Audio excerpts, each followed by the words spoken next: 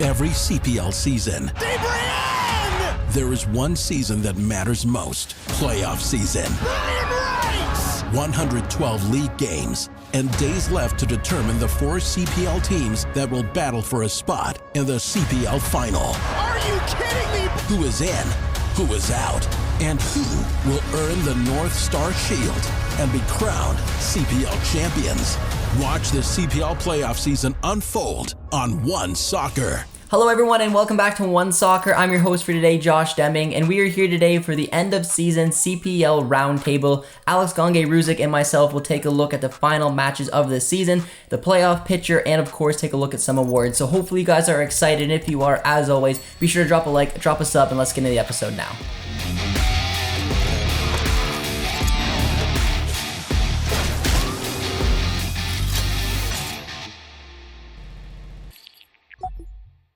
All right, everyone, we've brought Alex on for the end of season CPL roundtable, where Alex and I are going to discuss the picture heading into the final week of matches. We're going to talk about what to maybe expect for come playoff time, talk about some awards and everything as well. So sit back, get excited, because we're going to kick things off by taking a look first at the standings. Alex, we are recording this right after Pacific and Forge play, where Pacific won 1-0. So it's already shaken up the standings right now. We have Ottawa sitting at the top of the table with 48 points, Pacific in second with 46, Forge in third with 44, and Calvary in fourth with 44. So the playoff picture right now is kind of looking like it could go all over the place.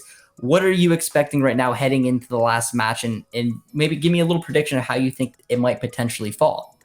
Yeah, I mean, this is going to be a really fun final weekend. I mean, I guess ideally there's still 5 or 6 teams left in the race, and we're talking about a playoff battle. But at the end of the day, the 4 teams that probably over the course of the season deserved it, that played the best. So you got 4 solid teams in Atletico Ottawa, Pacific FC, Forge, and Cavalry. And I think because of that, it's going to be very interesting to see how seeding plays out. I mean, for the most part, since just Pacific and Cavalry play each other, Forge plays Halifax, Ottawa hosts York. So there's going to be a bit of contrast in the sense that, it won't be 2 matchups against each other to decide who plays who, but with first playing fourth, second playing third, pretty much all the combos seem to be onto the table in terms of playoff matchups. It's going to be super exciting. I think really whoever wins that Pacific Cavalry game could really give themselves an edge. Ottawa kind of controls their destiny in the sense that they can win the regular season title. They can book that first seed through all the way through that home advantage. So, I mean, lots of exciting battles to untangle and heading into this final weekend.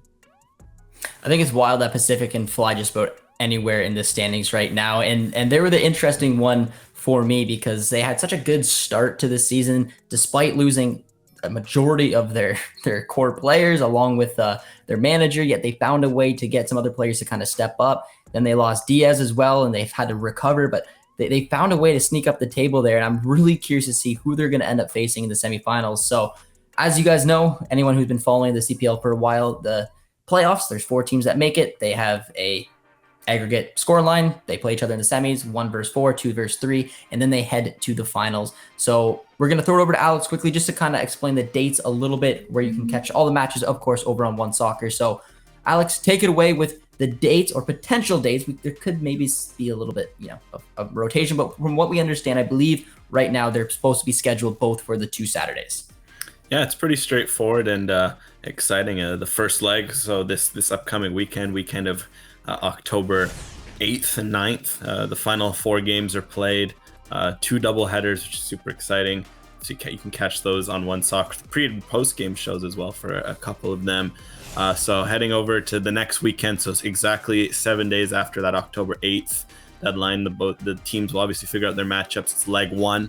On October 15th that weekend, for now scheduled tentatively for the Saturday. We're not sure yet if there's any games on the Sunday, if they're going to decide to go double header again for viewing purposes, or if there's going to be one on the Saturday, one on the Sunday. So that one will be hosted by whichever teams are 3rd place and 4th place. And then the next weekend, the October 22nd, 23rd weekend, will be the 2nd leg, hosted by number 1 and number 2. And then from there, a week later, not much time to reflect. It's no break, nothing. You go straight into it. October 29th is the tentative date for now.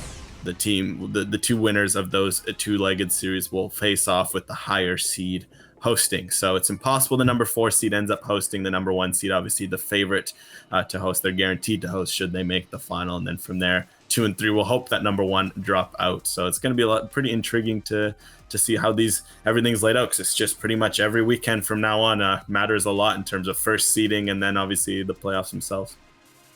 And you got to love that. 28 games, 27 games in, going into the 28th game, and still so much is on the line. We don't know where these clubs are going to finish in the season, and then, of course, playoff time, which is always a lot of fun if you're a CPL fan. But let's talk about the form going into playoffs right now, and I'm just going to list off, because I have the stats here, the form of each club going in. I want you to give me one last 5 matches of the form of one of these clubs that really caught your eye and why. So Atletico Ottawa, in their last 5 matches, they have not lost. They're 2 wins, 3 draws, 0 losses.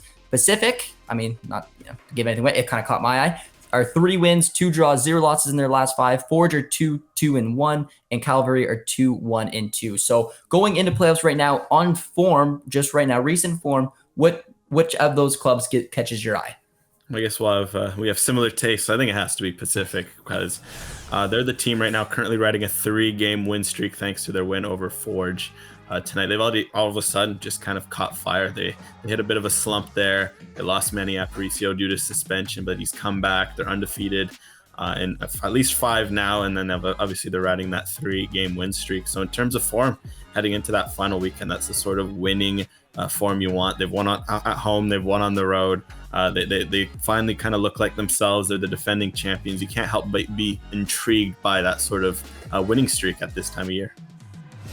Yeah, and it caught my eye right away just because it is quite a turn of events from this team that, after losing Diaz, kind of to me looked like it was going to maybe squeak into playoffs. And at one point I kind of thought Valor might have jumped them, but I'm going to go on the other side. I'm going to go Calvary. And Calvary is an interesting one for me because they had a poor start to the season. They bounced back, recovered well. They've had their ups and their downs this season. They haven't ever really caught my eye on a team that once it comes to playoff times that they're going to go on and win it. And you look at their form, it's still a decent record, and it doesn't mean anything in their last 5 matches, a 2-1-2 record.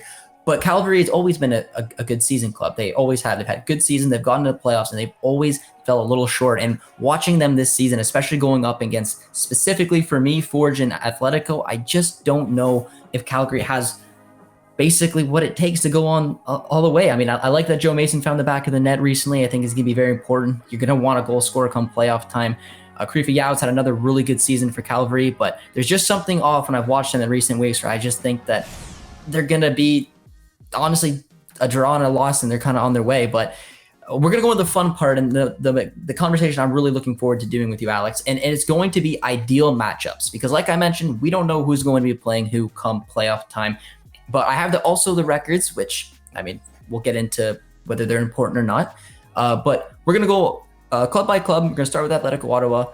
For you, who is the ideal matchup for Atletico Ottawa come playoff time? And I am going to highlight their best record is against Calvary this season. They have a 3 wins, 1 draw, and 0 loss record. So, Alex, are you going to surprise me picking another team, or is Calvary the matchup that Ottawa is hoping for? Yeah, I think for Ottawa, you want to play Calvary. You matched up very well at them. You won twice in their park this season. Obviously, Balutabla scored a potential Puskas nominee in the second of those games to make the playoffs. And in another one, it was a 3-0 win, if I'm not mistaken, where Ottawa just kind of blew the doors off of Calvary. Otherwise, they played them very solidly at home. They split a pair of close games. So overall, just Ottawa's looked good against Calvary. They seem to have the defensive solidity to match up well with that side, and they're comfortable playing all over. Ottawa has the best road record in the league for a reason, so they won't care where they're playing. But just seems for the most part, tactically, their defensive style seems to frustrate most Calvary. Yeah, that's, grabbing those 2 big score lines, 3-1, 3-0, grabbed my attention right away. They found a way, and this is very important. I know that not form doesn't matter once it comes to playoff time, but out of every single combination of matches we're going to talk about who wants to play who and how they've done against the opposition, no other team hasn't. Everyone has beaten each other except for Calvary, who has not beat Ottawa. So it's very difficult to go 4 matches against someone who's made the playoffs in these top 4. And Atletico Ottawa did it with a 3-1-0 record. It is impressive. They have a stubborn approach to the game. You've seen this is it's not, I mean, it's not Wheeler's favorite approach to the game, but it is very difficult to break down. They're deadly on the break. When you have a player with the qualities of Paulo Dabo, I mean, you can do something special, and it makes it even more difficult because now Calgary had to put bodies forward, and Athletic can sit back, absorb the pressure, hit on the break is how they got a couple of decent score lines as well. So I 100% agree with you. I don't think there's any other answer. And as things are standing right now, it would be Atletico Ottawa versus Calgary. So let's move on to Forge now. I highlighted Pacific. No, you highlighted Pacific, but their best record this season was against Calgary with a 2-1-1 record. Although, as you're going to get into, because I already knew your answer, we discussed it a little bit beforehand, Alex, but I know that you said that you would like Forge to match up well against Pacific, and I know that this last match we just watched, Forge rested some of their players. So tell us a little bit why you think Forge can match up really nicely against Pacific. Yeah, I mean, if you're talking what's probably best for Forge, I mean, it has to be Pacific. Obviously, they might not say that after the final where Pacific came to their own building and grabbed a 1-0 win. But what was funny about that win was that was Pacific's one of, if not their first ever win against Forge. So historically, it's a matchup that Forge have dominated. Even this year, yes, Pacific won it. They've won a couple of times, but one was on the opening weekend at home. Forge is dealing obviously with some absence, and then this most recent win that Pacific won the same day we're recording. Forge rested some guys. Threats of yellow cards they're kind of wanting to keep an eye on. So there was a bit of that. Whereas, when both teams were full strength in mid-season, Pacific was in good form, and Forge still blew the doors off of them in a pretty convincing multi-goal win. So historically, Forge has mostly had Pacific's number other really than that final. So it would make sense for them from that point, just because if you're going to play Cavalry, that's going to be a bloodbath. Like, that's going to be over 2 legs. Every game those teams play, it's so intense. It's so taxing. There's the history there. It'd be the best matchup from a neutral, let's be honest. If those of all the semifinals, that would be the one I'd be most excited about if it was Forge Cavalry. I just think if you're Forge, you do not want to get into that in a semifinal. You want to get into a matchup you're a little more historically have been comfortable with, even if this season Pacific has had a slight edge. Yeah, and I think it was on One Soccer Day. I can't remember where I saw it. It was a clip, but they were definitely talking about the fact that that's the dream. I mean, that's every CPL fan deserves a 2-legged affair between Forge and Calvary. And you have to imagine that would be taxing. And then the very next week, like we talked about, these are each weekend. It would be pretty exhausting for Forge to have to go through that and then head to a final. And I would agree with you. I think when it comes to the playoffs, I just like everything about Forge. The thing about Pacific for me is I'm just not convinced Brown can do it up front. I know that there's a lot of talent beside him. He scored today as I am saying this, but losing Diaz for me, despite the good form, despite the turn events, I mean, Aparicio and Bustos would have to do something very, very special, I think, to get over 2 legs to get the advantage over Forge. But now we're going to look at their perspective. We're going to go to Pacific's side, and they have 2 decent results. I mean, but they have a 2-1-1 record against Forge this season, but we just talked about how that could maybe be a little skewed. But Pacific had a pretty decent record as well against Atletico Ottawa. They have a 2-1-1 record against them. And if they win against Calvary, which is also fun, if they win against Calvary this weekend, they'll have a 2-1-1 record. They have a 1-1-1 record as things stand. So Pacific could have a better record over the season against every single club that's made the playoffs. But you highlighted Atletico Ottawa. Alex, why is that? Well, it's ironic to think that for this matchup to happen for Pacific, they need to lose to Calvary and they need Forge to win. But yes, no, Pacific wants, I'd say if you're looking at a matchup, they've matched up best against Ottawa, I think, for the most part. They especially on the road. I mean, they went on the road early, had a really good commanding 1-0 win against them. Even the game they lost on the road, it was very tight. It was the 89th minute winner from Zach Verhoeven against his former team. It was such close margins. Like Pacific hit some woodwork in that game. Like, it was a really good game. And then obviously the games over on the island, Pacific kind of did well in there. There was a very commanding 1-0 win in the middle of the summer too, where Josh Hurd scored a winner. Like, they played Ottawa tight. They're the one team that seemed to play them tight, but then give back a bit in that matchup. They weren't necessarily phased, because one thing about Pacific is their defense is super underrated. The stat is something like, if you include this Forge game now where they kept another clean sheet, they've only allowed something like 9 goals in their last 15 games, and 3 of those were against York, with the Mobile Bully show going on over there. So their defense in the last 15 games has been really good, and that's all competition. Sorry, I'll add. So it is against also Waterhouse as well, Herediano. So Pacific is a solid defensive team. Ottawa is a solid defensive team, and Pacific seems to thrive in those defensive matchups. Yeah, I would agree with you. I still think for some reason my gut is telling me, and I don't why, but I feel like Pacific could take Calvary over two legs. I'm really not convinced. I'm not really convinced about either one going on a really deep run for different reasons, but I think that could be a decent matchup for them as well. But Atletico Ottawa, I mean, when it comes to playoff time and a style that can be very, very frustrating, and if you can shut down the likes of Aparicio and Bustos and getting the starter men very annoyed with this low block, this defense-minded set, and then this get a goal. I don't know. It's there's something there, but we're gonna go into the final one, and that one is Calvary. They have a losing record against Forge and Atletico Ottawa this year, as we talked about, and we highlighted Pacific, which is funny because I kind of think that Calvary would do well against Pacific. They have a 1-1-1 record against them. I'm curious to see how the two clubs are going to go head to head this weekend. But yeah, tell me, I guess, from the other perspective, because we just heard you, Alex, talk about Pacific versus Ottawa, but why, I guess, would you not want Pacific to play why would you not want Pacific to play Calvary? Why would you prefer them to play Atletico Ottawa? Because this will now be looking from the Calvary perspective. Yeah, I mean, I think Cavalry has matched up well against Pacific. They'll have the revenge factor on their mind. They'll think about the Kunle Dadaluke goal from last playoffs. Was it in? Was it out? There's the whole controversy with that. And, Cavalry is a team that, whether they admit it or not, they're a team that does like revenge. They're a team that likes to go out and, avenge for those past moments. So I think there's a bit of that. And there's just, these teams have matched up well. Like, they've had some good, entertaining matchups. They had arguably what was my game of the year when they had the 3-3 draw back in the middle. I think it was June, where it was just an absolute chaotic game with red cards and goals, etc. But otherwise, Cavalry's really had Pacific's number in particular at home. So I think it's going to be interesting. I think just for Cavalry, in terms of that style that Pacific plays, Cavalry's very flexible tactically, and I think they can find a way to frustrate Pacific, and they have that revenge factor. Because another game I'd add too is Cavalry lost to Pacific last year in the Canadian Championship as well, in their own place. That's twice Pacific's come into Atco Field in one big game. So I think Cavalry's going to look at that and be like, okay, historically in regular season, Pacific hasn't always won in this stadium, but for whatever reason in these big games they have. So Cavalry will want to up the gears and try to stymie Pacific with their flexible tactical identity, and then try to nab some goals to the other end.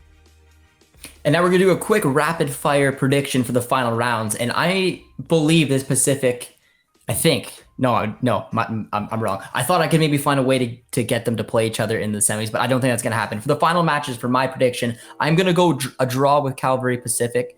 That would leave Calvary in fourth. I'm going Forge with the win. I'm going to go Atletico Ottawa with a win. And then I'm going to go Valor, which, I mean, that match doesn't have any really impact on the playoff race, which if that happened for my prediction, but have Atletico Ottawa still remaining in first, winning some silverware now. Second would be Forge. Third would be Pacific. And fourth would be Calvary. Alex, what is your rapid fire predictions for the final match days? Well, I think Ottawa's going to hold on. So they get the number one seed. They get the regular season title.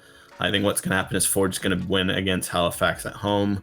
That seems like a matchup they should do well in. And then Cavalry Pacific, I see kind of a draw just because it feels like, both teams will want to keep things, there's suspension risks, for example. Like Aparicio is also a yellow away from a suspension. You'd obviously hate to lose him in the first leg, given how important he's been for them. So maybe there's some guys rested, and then a draw, which, if I'm not mistaken, would mean that Forge plays Pacific and then Ottawa plays Cavalry. Yeah. That's exactly what I have. We'll have to see if we are right, but we're going to move to the last section of today's video, and it is going to be a fun one. It's going to be the awards, Alex. So you and I are going to just give our picks, and we'll go a little back and forth. We did talk about it beforehand, but we're trying to make sure that, we can touch on a few players. Some we will, some we won't, but let's start off with Player of the Year. Go, Alex. Who is your pick? I'm going to have to go for Ollie Bassett in the end. Obviously, a lot of tough choices this year. This might be the toughest MVP vote yet, but I think Bassett just edges it. A huge signing for Ottawa from Pacific last season. He won the title with them last year, and now with Ottawa, he's just kind of helped be part of that revolution of Ottawa from a team that was worst in the league to now the team that has been the best, the team that has been so tough to beat. He kind of epitomizes that, how good he is in possession. He's scored a bunch of goals from midfield, which has helped even, the Olympico as well. He's got that flair in him, but he's also done a lot of underrated work defensively, playing as a 6, sometimes as an 8. He's kind of been all over. So I think because of that versatility, he's got the stats. He's been a leader for them. them. He's been a key signing.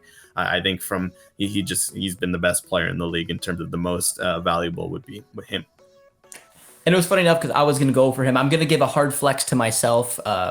Armin, shout out to Armin, wanted us to put a best 11 together way earlier in the season. And I believe there might be a trail of it, but I believe I was the only player to put Ali Bassett in. I thought he'd been fantastic all season long. I thought he got better as the season progressed as well. It's just a very special player.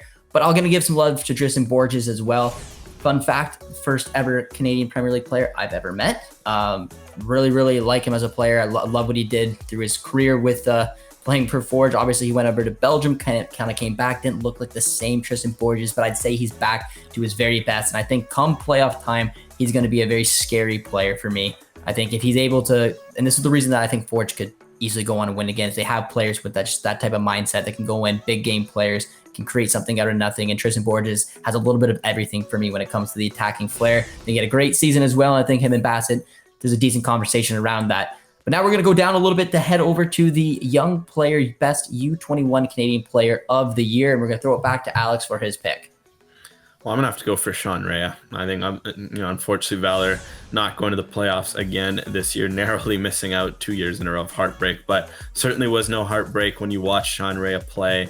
He's up to 9 assists on the season, which is blown away the single season assist record mark. And he's so dynamic. The way he creates, he's also good for a couple of goals as well. He scored a bunch of goals, which doesn't hurt, but it's just his creativity. He just racks up 3, 4, 5 key passes a game. He's always in dangerous spots. He's always whipping in dangerous balls. It feels like he could have double the assists sometimes with some of the chances he provides for teammates. And he just really made Valor's attack better. When he was on his game, Valor were typically on their game.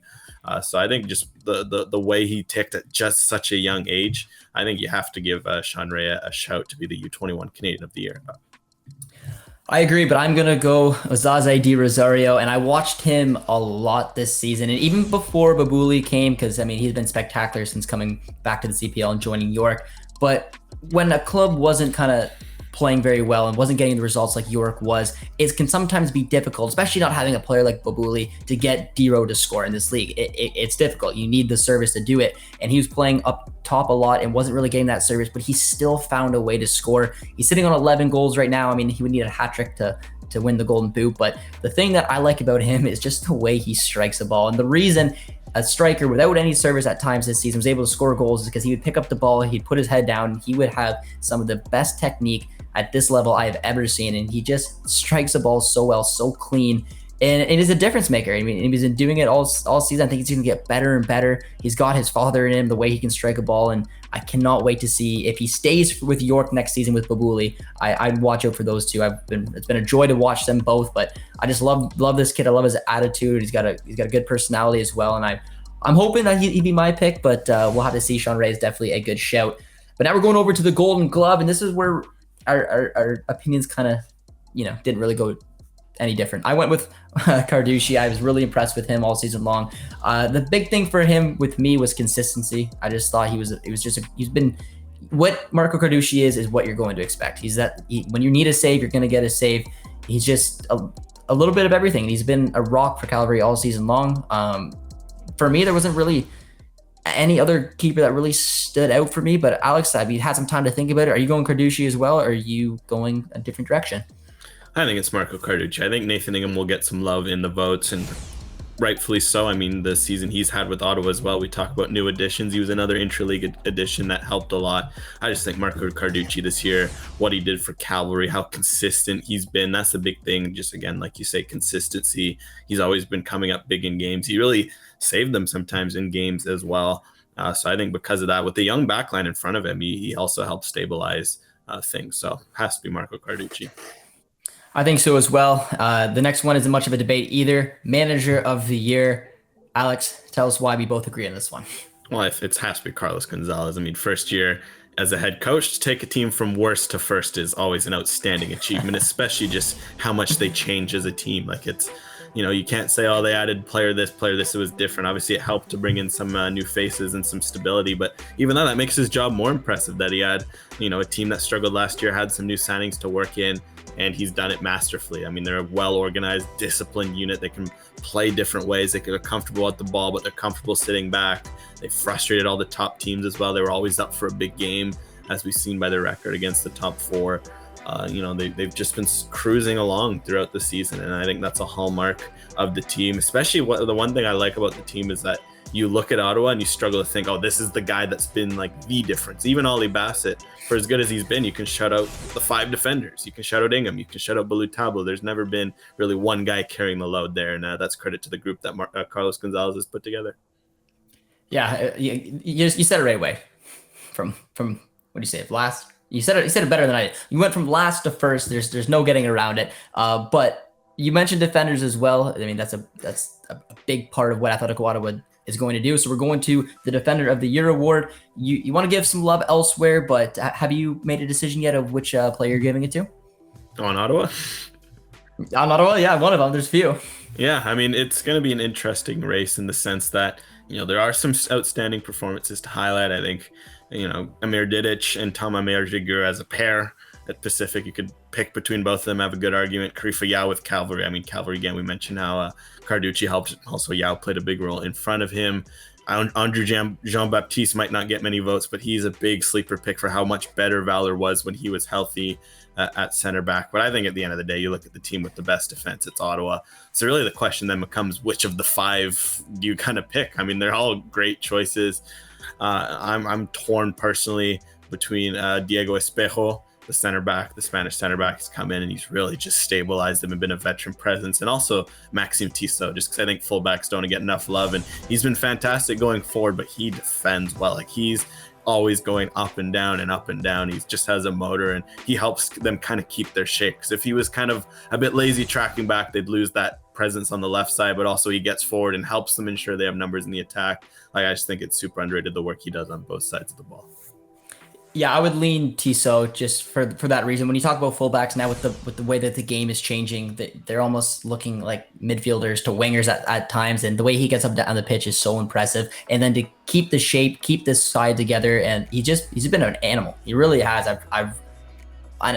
I told you before we started talking that when I'm pitching Defender of the Year, I always picture like a center back, defending. But I think it really speaks to the character of this player's development this season, the way that he does get involved, but he does have that defensive mindset to him, and he's part of the best defense in the league. So it's hard to argue. There's a few different shouts. We'll give a little love to Drew Becky in there as well, of course. But yeah, and now we're gonna go on quickly to our final little segment of the day, and it's a guess. Diaz has not been in the league for a while, but he is still top of the charts for the Golden Boot race with 13 goals. There's more than likely only 2 players that could catch him. It is De Rosario and Salter. They're both sitting on 11. More than likely would need a hat trick. Well, I guess no. We confirmed that it's a tie. So if they get 2 goals, they can share it, but they want to overtake him all by himself. They're going to need a hat trick. Bold prediction: who wins the Golden Boot? Alex. That's a tough one, because the thing is, there's tough matchups. Like, maybe if there's a right circumstance, but York plays Ottawa away. That's a tough matchup. It's hard to picture De Rosario scoring a hat trick. Halifax plays Forge away. That's also a very tough matchup for Sam Salter. So I think, unfortunately, while I'm always team chaos, I think, if anything, Wubin's pass is maybe the outside shout here. He's at 10, so a hat trick would tie him, and 4 goals would get him the win. If there's a team to break a record like that, it's Forge. I mean, they do. They've had some hat tricks in them before. Passies himself has a hat trick. Forge has had a hat trick. So I would say, if anything, the best odds for me is Passies, as funny as it is. I'm gonna stick with D-Ro, but I mean, in all honesty, it's more than likely going to be Diaz, who after 18 appearances, 13 goals, is going to be walking away with it. But that is all the time we have for, guys. I hope you all enjoyed this. Alex, I appreciate you coming on as always. Be sure to drop a like, drop a sub on your way, and we'll talk to you soon. Cheers, friends.